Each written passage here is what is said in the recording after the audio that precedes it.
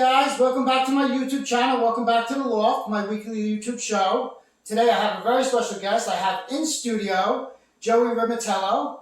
And me and Joey know each other from the New York comedy scene. We've done a bunch of shows together.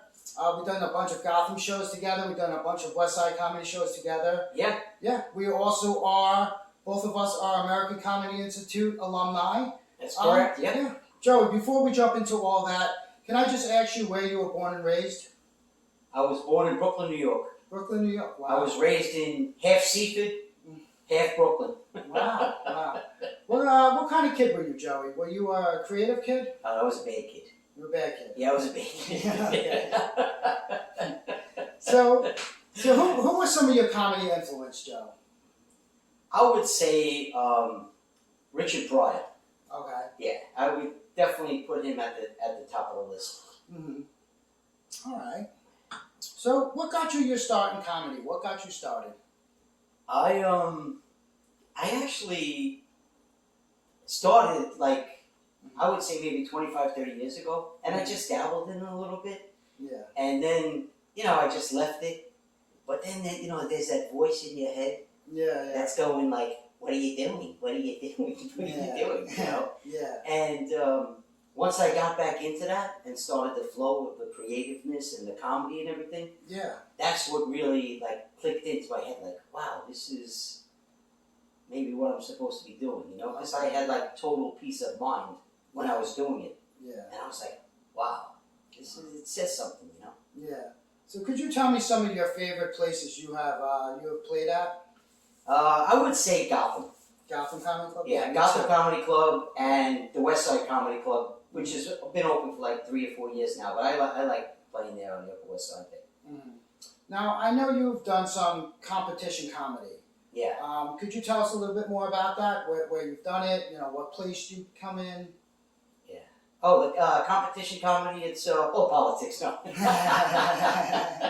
No, it's, it's very good, the comedy competitions, because there's different types of audience there. They come to see their friends and everything like that. So it's, you got their audiences also, your friends' audiences, the comics, And I've always I didn't say actually win, but I got placed well, and other people that came out after the show who saw me were like, hey, you were really good, I like you, and things like that. So that's always positive feedback that you get from the audience. Okay, cool. So I have seen your act. You are very funny, Joe. Right. Thank you. Well, could you tell me a little bit about your process of, say, writing a joke from, say, just an idea to getting it up on stage?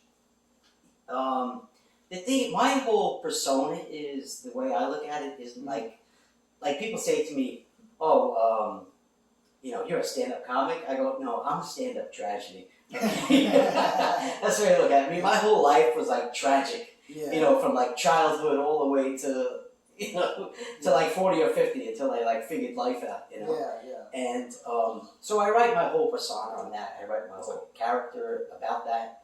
And so I go into what is Joey about, the comedy and things like that. I don't really talk about politics or anything like that because that's not what my character is about. Okay. So I basically go on Joey the character. So I kind of look all beyond him, how I live at home with my aunt, my 91-year-old aunt. So I write material like that. I used to live with my 100-year-old grandmother, but she died.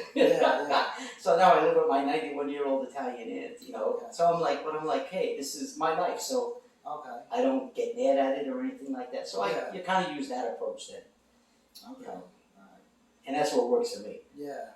So I have to ask, has anything ever unusual or outrageous ever happened while you were performing? You have a story for us or anything? No, nothing really crazy. I've been on a bunch of crazy shows. Yeah.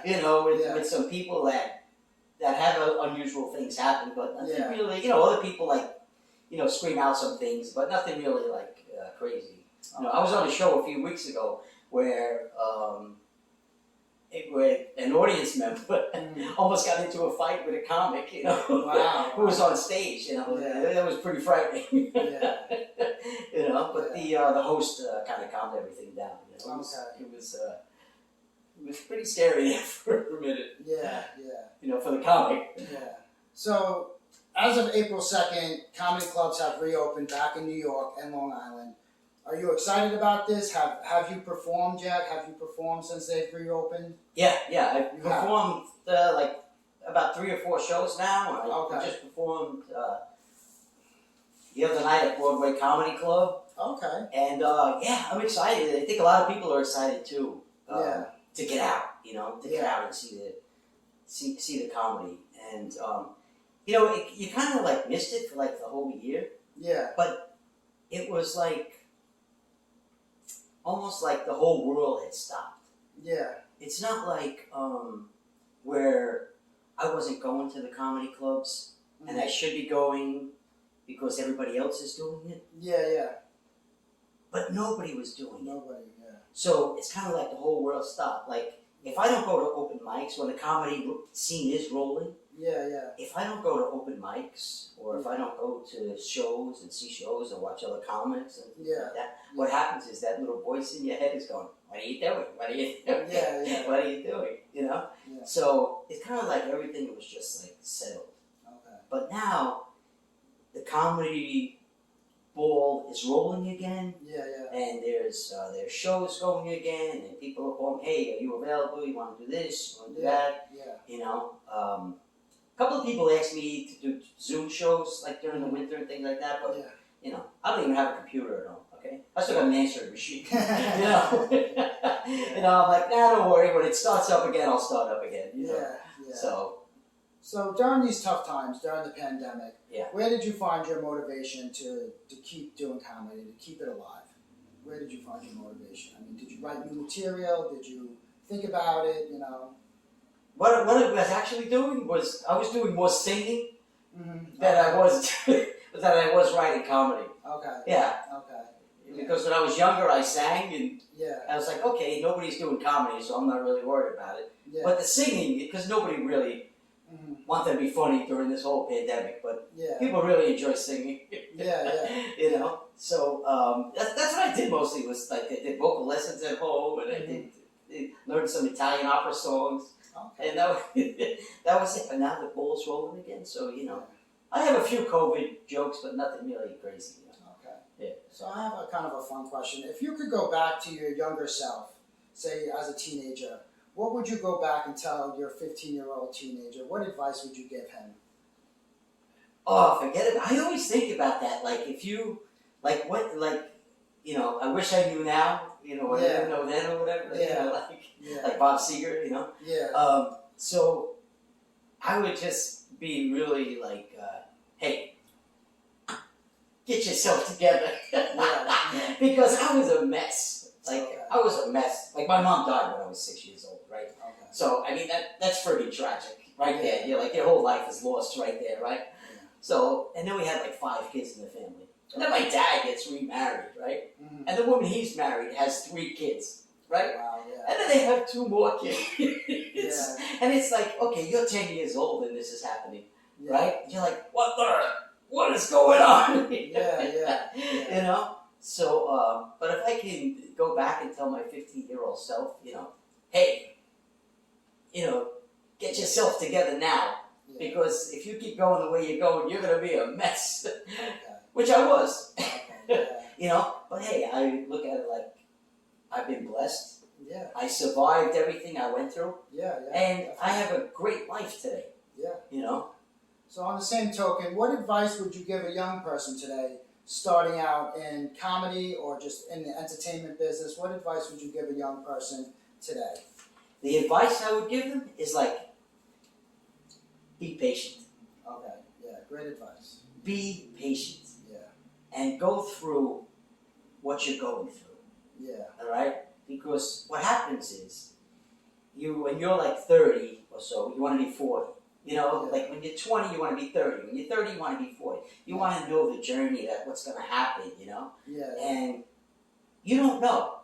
Yeah. right? Yeah, it's true. I mean, look at the way my life has turned out. My life is compared to what it was. I mean, I should be dead or be in jail, you know. And Yeah. so it's just, I think you have to be patient. It's kind of like you're gonna go through ups and downs. Yeah. So when the boat starts rocking, Mm-hmm. just hold on, and the waves will stop eventually, and you'll get through it. Just enjoy the journey that you're going on. Be patient. That's the biggest thing. Yeah. And don't get upset at things. Oh yeah, that I should because at that point it's not meant to be. Just let it go. That's what I always say to myself. Not yet. Not yet. Not yet. Yeah. Just keep going. Not yet. All right. So, I mean, I have another fun question. If you could sit down with anybody in the entertainment business right now, sit down with them, have a cup of coffee, have a conversation, who would that person be? It would probably be. Well, I'm going to give you two. Okay. Okay. It would be Morgan Freeman, Okay. right, or Jerry Seinfeld. Okay. And the reason I picked Morgan Freeman is because he is just so down to earth. Yeah. He's just a good human being. Yeah. And you listen to him and you're like, this guy's got it. Yeah. He's got it figured out, right? And Seinfeld, he's like another comic. Yeah. And he likes hanging out with comics. Yeah. And he's just down to earth also. Like, he gets it. Yeah. Even though Seinfeld's got billions of dollars. And hey, God bless him. That's what I say. God bless him. He did well for himself. He's, everything he touches turns to gold. Yeah. And he's just, hey, I'm just a comic Yeah. who made a lot of money. Yeah. You know what I mean? Yeah. It didn't have to be those two guys. Okay. So any last thoughts, Joey, on anything you would like our audiences to know about you, about your career, anything at all you want to, last thoughts on anything? Well, the last thoughts is is the comedy shows that I have coming up. You can always reach me on Joey Rimatello, Instagram, right? Or Facebook. It's under Joseph Rimatello. Yeah. Okay. I'm gonna be at the Broadway Comedy Club on May 6th. Okay. Okay. Yeah. And it's the show starts at 7:00. It's for a homelessness benefit, for the homeless people. Wow. Yeah. And so that's gonna be good. And that's what I got coming up right now. But I'm getting phone calls about, hey, are you available this, available then? Sometimes I am, sometimes I'm not. That's great. That's yeah. great. All right. Well, thank you for being on the Loft, Joey. Thank you. Thank you This for is coming great. by. I appreciate it. Guys, you can check Joey out on Instagram and Facebook. You can also check me out on Instagram. Please remember to hit like and click subscribe. Next week is Mother's Day, so we will not be here next Sunday, but we will be back the following week with a very special guest, so make sure you tune in. Again, Joe. Hey, thank you. Appreciate it. Thanks for having me. Thank you. Yep. All right, guys. We'll see you next time. Thanks again. Bye-bye.